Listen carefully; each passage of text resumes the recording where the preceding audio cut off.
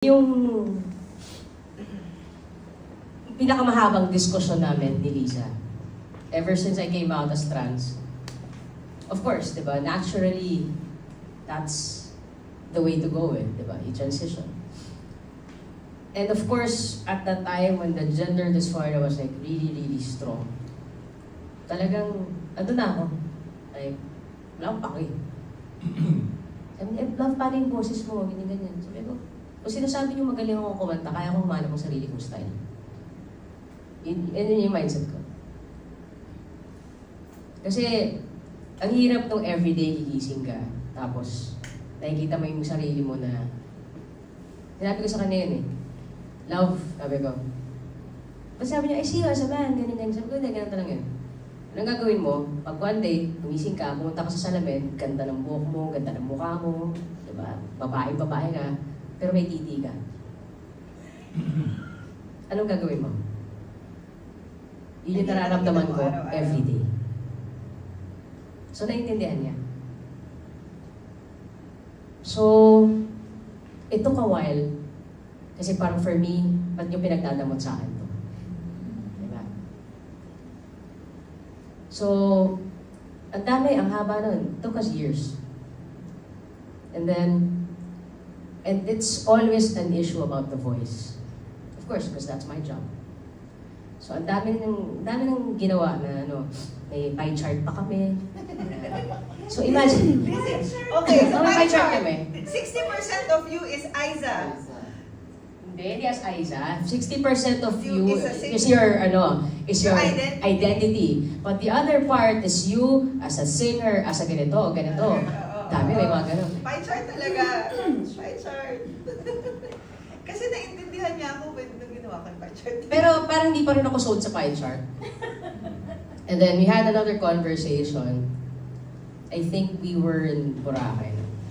Tapos, napag-usapan na naman namin yan. Kasi parang every time manonood kami ng isang film about trans or someone transitioning, ganyan, lagi niya tinatanong sa akin, how do you feel? Sabi ko, okay lang. What are you feeling? Ganyan. So sabihin ko, nararamdaman ko. So sabi niya, okay, sige. Naniniwala ako sa'yo, sabi niya ganun na, kunyari, should you decide to transition, alam ko makakahanap ng sarili, makakahanap ka ng bago mong style. Sabi niya ganun. So okay, na-affirm ako. But, if there's one thing that you cannot control, it's your audience. It's your fans. It's your fans. No, sabi niya ganun. Okay lang din naman yun, di ba? But yun nga preference na yan. Hindi lahat ng tao na gusto yung boses ni Ice Seguera ngayon, magugustuhan yung boses ni Ice Seguera pag nag-transition ka na. Pero okay lang din yun. Sabi niya ganun.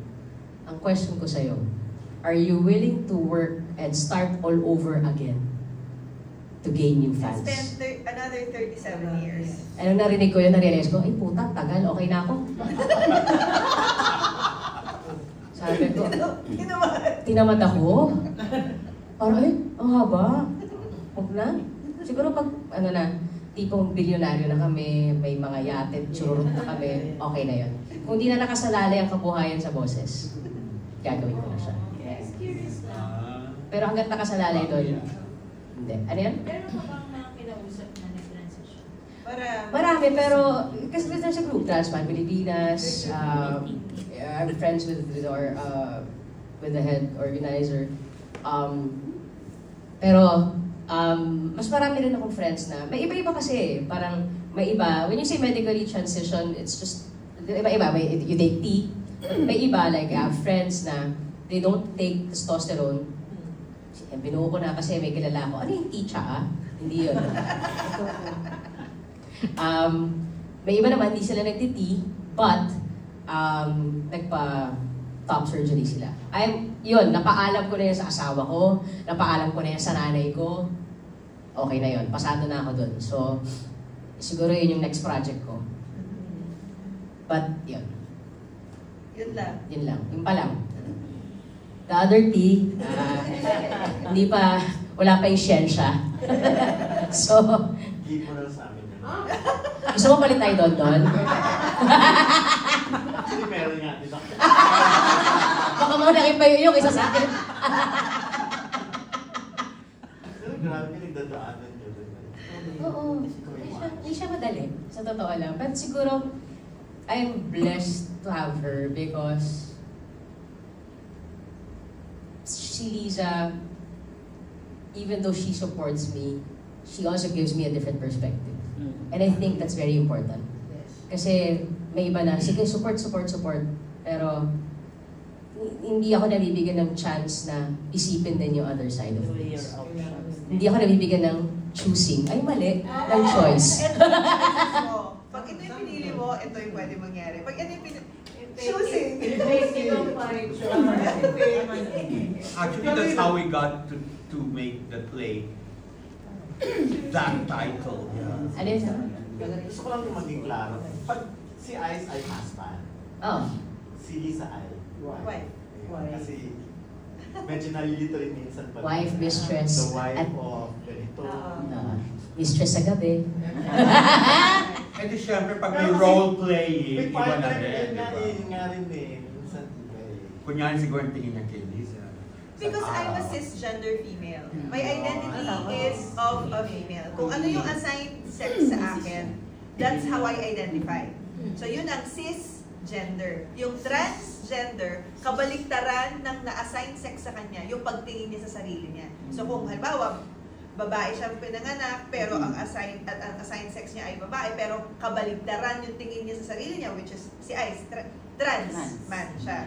Pag halimbawa, yung trans woman naman, pinanganak siyang lalaki, meron siyang assigned sex niya is male genitalia, pero kabaligtaran yung tingin niya, babae ang tingin niya sa sarili niya. Trans woman. Pero kung cisgender tayo, kung sino man sa atin yung identify as female, cisgender Bigla sila naging now, iba dun yun yung identity. Iba dun yung preference or orientation. Ang dami-dami Diba? ng ano. So sa orientation, pwede kang lesbian. Parang nandun na ako na stuck. Hindi, actually, noong una, sabi ko nga, syempre, parami, di ba? From LGBT, naging LGBTQIA, LGBTQIAP, plus. So, ako, tawag sa LGBTQIA to Z. Parang, but for me kasi, I mean, this is just my opinion.